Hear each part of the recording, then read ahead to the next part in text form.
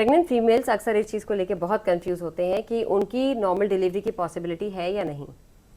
इसके लिए कुछ इंपॉर्टेंट पॉइंट्स होते हैं। जब आप लास्ट अल्ट्रासाउंड कराते हैं 35 से 37 वीक्स के बीच में, तो इसमें कुछ इंपॉर्टेंट चीज़ें हैं जिनको देखकर आप खुद भी जज कर सकते हैं कि नॉर्मल डिलीवरी पॉसिबल है या नहीं। इसमें सबसे इंपॉर्टेंट चीज़ आती है कि बच्चा एक है, ट्विंस है या ट्रिपलेस है।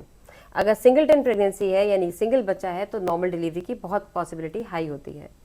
बच्चे के चारों तरफ पानी अगर नॉर्मल रेंज में आ रहा है तो भी नॉर्मल डिलीवरी की पॉसिबिलिटी है।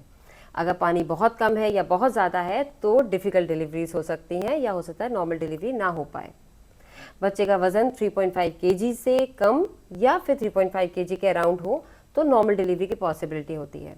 अगर इसके बियॉन्ड वेट चला जाता है तो मदर की हाइट को ज़रूर ध्यान रखिए कि मदर की हाइट अगर अच्छी है तो नॉर्मल डिलीवरी 3.5 kg के बियॉन्ड वाले बच्चे वेट में भी पॉसिबल होता है।